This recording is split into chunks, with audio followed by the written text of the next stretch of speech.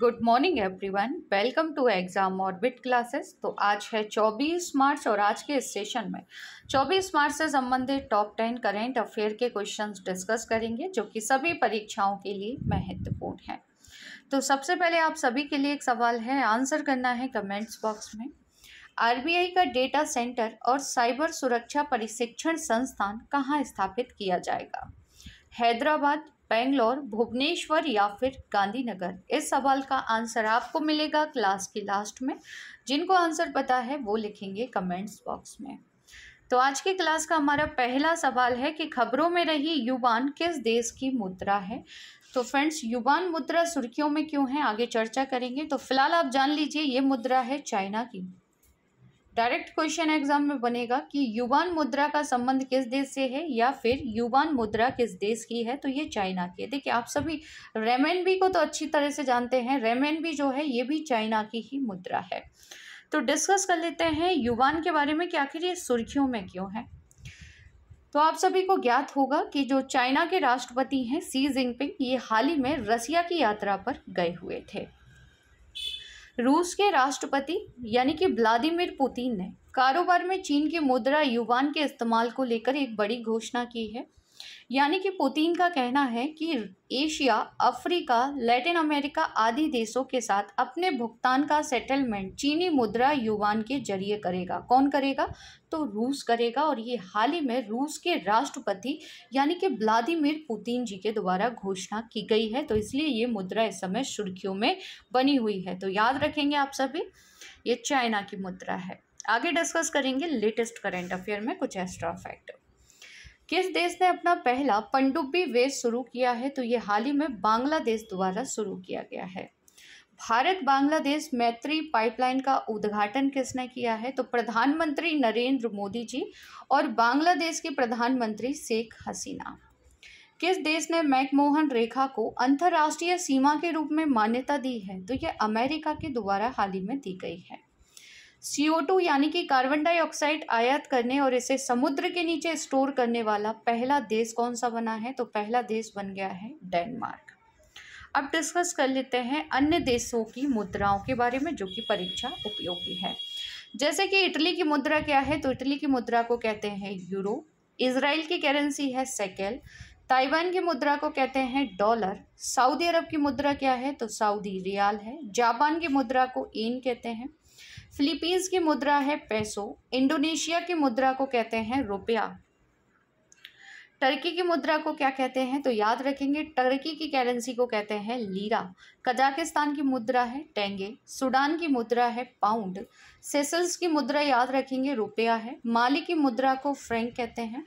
मिस्र की मुद्रा है मिस्री पाउंड। इसके नाम में ही छिपा हुआ है इसके देश का नाम, तो ईजिली आप सभी आंसर कर सकते हैं। नाइजीरिया की मुद्रा को कहते हैं नाइजीरियाई नायरा।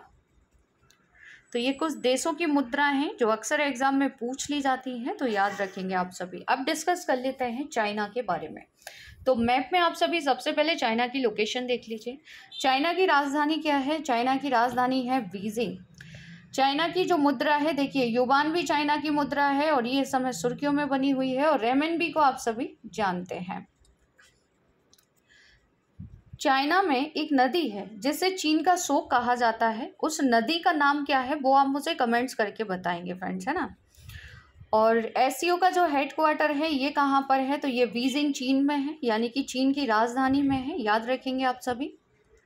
और चीन के बारे में और आपको क्या याद रखना है? तो हैंड टू हैंड जो एक्सरसाइज है ये भारत चाइना के साथ करता है। और भारत की जो अंतर्राष्ट्रीय सीमा लगती है चाइना से, इसे किस नाम से जानते हैं? तो मैकमोहन लाइन के नाम से इसे जाना जाता है। आई होप आप सभी को ये याद होगा। आगे डिस्कस कर लेते हैं रशिया के बारे में। तो मैप में आप सभी रशिया की लोकेशन देखेंगे। तो ये है रूस। रूस के बारे में क्या क्या आपको याद रखना है? तो पहला सवाल कि रूस की राजधानी क्या है? तो रूस की राजधानी है मॉस्को। रूस की मुद्रा को कहते हैं रूबल। देखिए, हमें चाइना और रसिया दोनों की मुद्रा याद रखनी है क्योंकि दोनों की ही सुर्खियों में मुद्राएं बनी हुई हैं।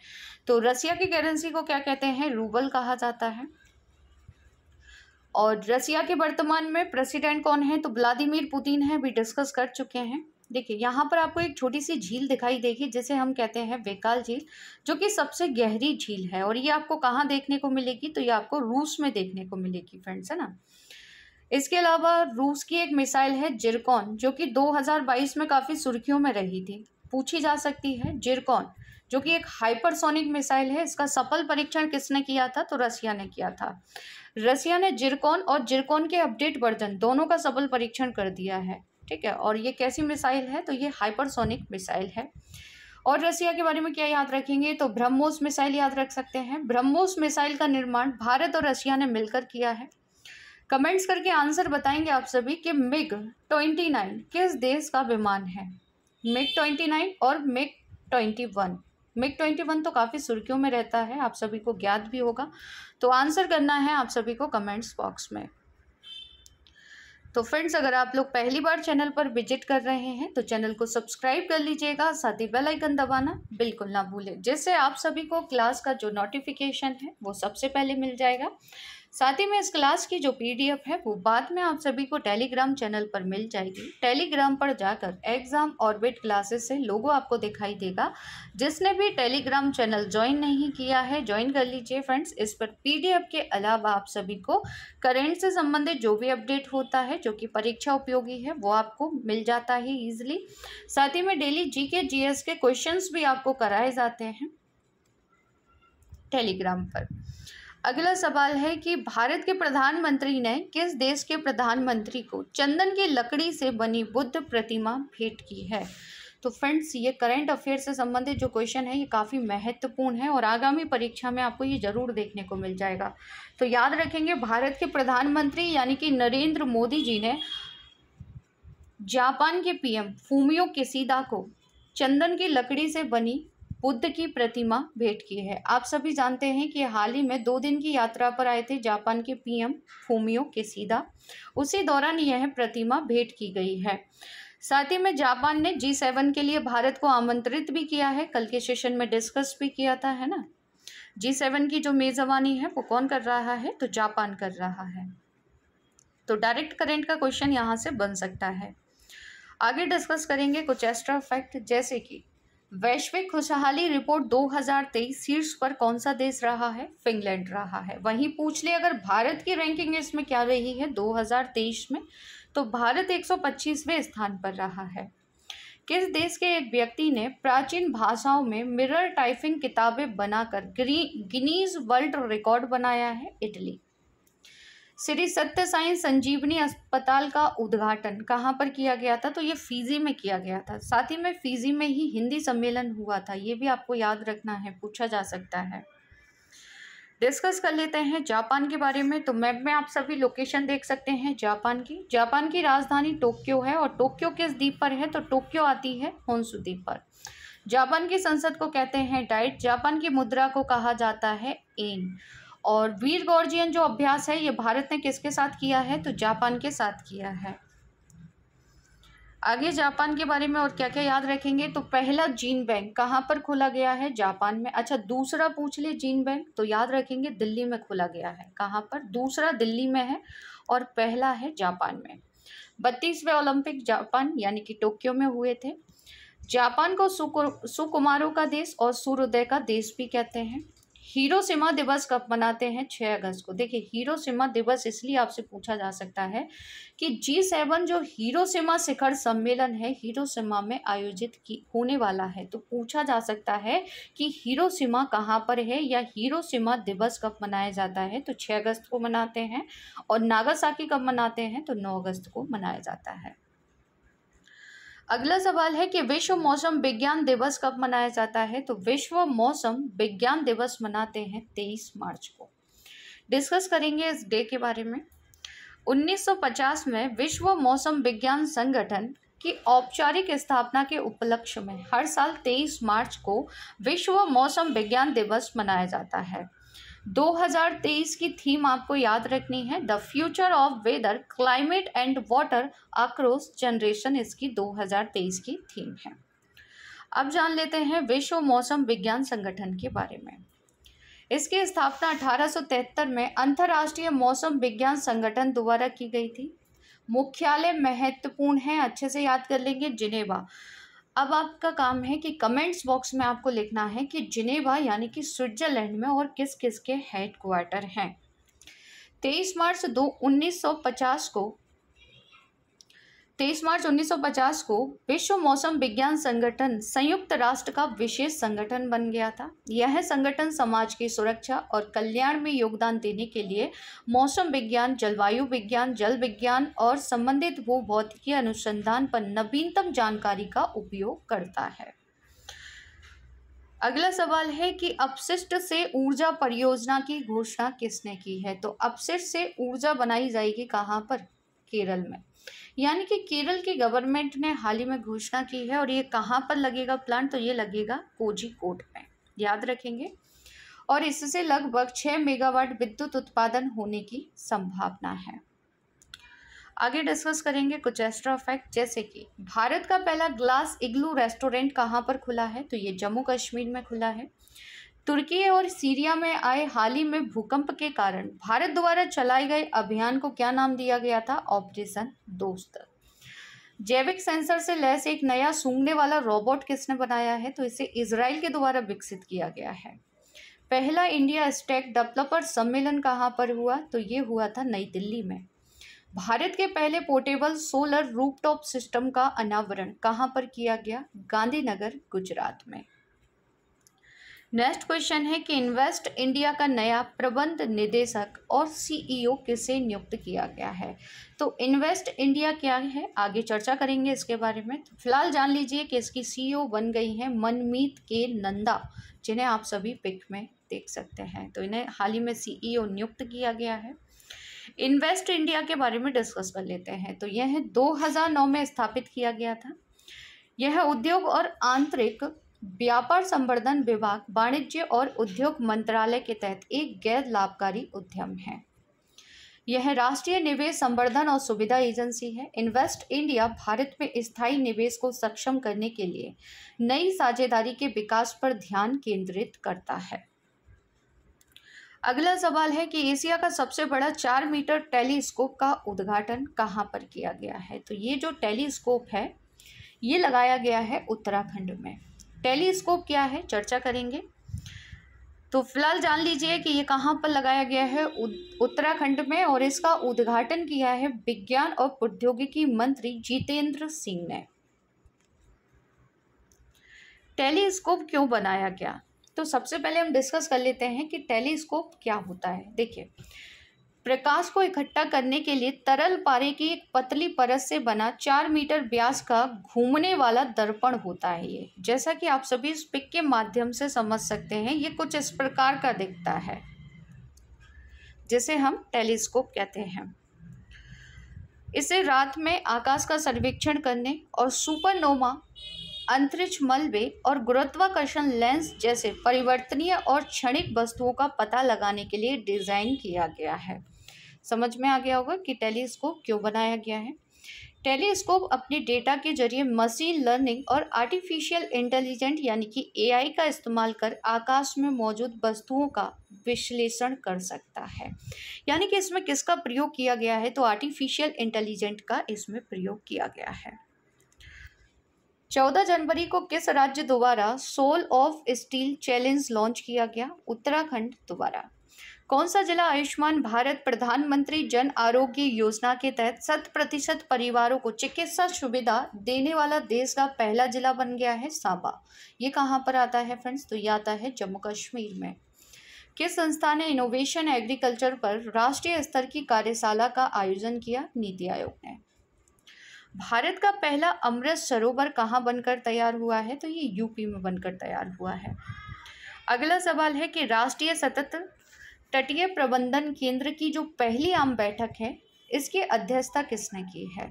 तो इस बैठक की अध्यक्षता की गई है भूपेंद्र यादव के द्वारा, जिन्हें आप सभी पिक में देख सकते हैं। भूपेंद्र यादव कौन है? तो ये केंद्रीय पर्यावरण, वन और जलवायु परिवर्तन मंत्री हैं वर्तमान में। अच्छा, ये बैठक कहाँ पर हुई है? तो बैठक का आयोजन किया गया था नई दिल्ली में। सतत तटीय प्रबंधन, पर्यावरण, वन और जलवायु परिवर्तन मंत्रालय के तहत एक संस्थान है, याद रखेंगे आप सभी। यह फरवरी 2011 में तटों पर सुरक्षा, संरक्षण, बहाली, प्रबंधन और नीति सलाह का समर्थन करने के लिए एक शोध संस्थान के रूप में स्थापित किया गया था। भारत का पहला चिकित्सा शहर जिसका नाम है इंद्रायणी मेडिसिटी, ये कहाँ पर है? तो याद रखेंगे पुणे में है। देश का पहला सामुदायिक रेडियो स्टेशन जो पूरी तरह से पशुपालकों को समर्पित है, इसका उद्घाटन कहाँ पर किया गया था? गुजरात। सांस अभियान किसने शुरू किया था? तो इसे कर्नाटक गवर्नमेंट के द्वारा शुरू किया गया था। उत्तर भारत के पहले औद्योगिक बायोटेक पार्क का उद्घाटन कहाँ किया गया था? तो कठुआ में किया गया था। ये कहाँ पर आता है? तो ये भी आता है जम्मू कश्मीर में। अगला सवाल है कि AIS नाम से एक निःशुल्क मोबाइल ऐप किसने लॉन्च किया है? तो इस मोबाइल को आयकर विभाग के द्वारा लॉन्च किया गया है। देखिए क्वेश्चन यहाँ से कैसे बनेगा, क्वेश्चन आपसे पूछा जा सकता है कि AIS मोबाइल ऐप का संबंध किससे है? तो याद रखेंगे ये आयकर विभाग से संबंधित है। ये क्वेश्चन आपसे एग्जाम में पूछा जा सकता है। आयकर विभाग ने इसे करदाताओं के लिए लॉन्च किया है। इंजीनियरिंग की पढ़ाई के लिए दुनिया के शीर्ष 50 संस्थानों की सूची में निम्न में से कौन सा IIT संस्थान शामिल हो गया है? तो फ्रेंड्स टॉप 50 में भारत का एक संस्थान शामिल हुआ है जिसका नाम है IIT दिल्ली। याद रखेंगे ये टॉप 50 में शामिल हो गया है। नेक्स्ट क्वेश्चन है कि एशियाई बिलियर्ड चैंपियनशिप का खिताब किसने जीत लिया है? तो ये खिताब जीता है पंकज आडवाणी ने, जिन्हें आप सभी पिक में देख सकते हैं। आयोजन कहाँ पर किया गया था? तो आयोजन हुआ था कतर के दोहा में। वहीं महिलाओं में अगर पूछ ले कि महिलाओं में यह खिताब किसने जीता है, तो चीन की बाई युलू ने यह खिताब जीत लिया है।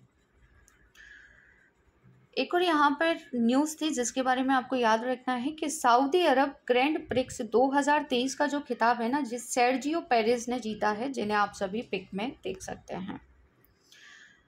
अगला सवाल जो कि शुरुआत में मैंने आपसे पूछा था कि RBI का डेटा सेंटर और साइबर सुरक्षा प्रशिक्षण संस्थान कहाँ स्थापित किया जाएगा? तो फ्रेंड्स पूछा जा सकता है, RBI से संबंधित ये सवाल है। तो इसका उद्घाटन यानी कि इसे जो स्थापित किया जाएगा वो भुवनेश्वर में किया जाएगा। RBI के वर्तमान में गवर्नर कौन है? तो आप सभी जानते हैं शक्तिकांत दास हैं। नया डेटा सेंटर और प्रशिक्षण संस्थान RBI और वित्तीय क्षेत्र की उभरती हुई जरूरतों को पूरा करने में सक्षम होगा। कहाँ पर बनाया गया है? तो भुवनेश्वर, उड़ीसा। अब डिस्कस कर लेते हैं टॉप 10 स्टैटिक GK GS में। आज का हमारा टॉपिक होगा विश्व की प्रमुख जनजातियाँ।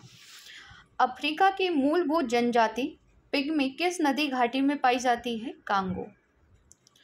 आबो जनजाति किस राज्य से संबंधित है? असम से। एस्किमो जिस घर में रहते हैं उसे क्या कहते हैं? तो इग्लू कहते हैं।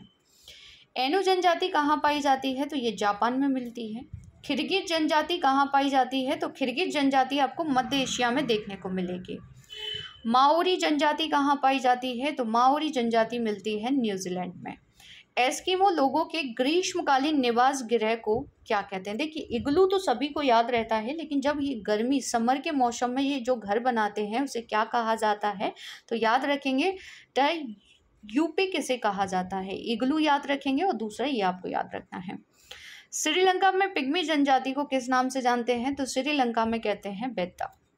किर्गिज लोगों द्वारा बनाए गए पशुओं की खालों के स्थायी तंबू को क्या कहा जाता है? तो इसे ऊंट कहते हैं। बद्दू जनजाति का निवास क्षेत्र कहाँ पाया जाता है? तो बद्दू जनजाति पाई जाती है कहाँ पर? अरब में। कल के सेशन का रिवीजन कर लेते हैं। एलिवेट का 26वां संस्करण कहाँ पर हुआ है? तो इसका आयोजन दुबई में किया गया। रायबरेली के हॉकी स्टेडियम का नाम किसके नाम पर रखा गया है? रानी रामपाल के नाम पर, जो कि हॉकी की काफ़ी अच्छी खिलाड़ी हैं। बॉम्ब चक्रवात निम्न में से कहाँ पर जमकर इसने तबाही मचाई है? California, America. अफ्रीका भारत सैन्य अभ्यास अफ इंडेक्स 23 कहाँ पर शुरू हुआ है? तो इसका आयोजन भारत में ही किया जा रहा है, पुणे में। वनवेव इंडिया 2 मिशन कौन लॉन्च करेगा? तो 26 मार्च को इसे इसरो लॉन्च करने वाला है।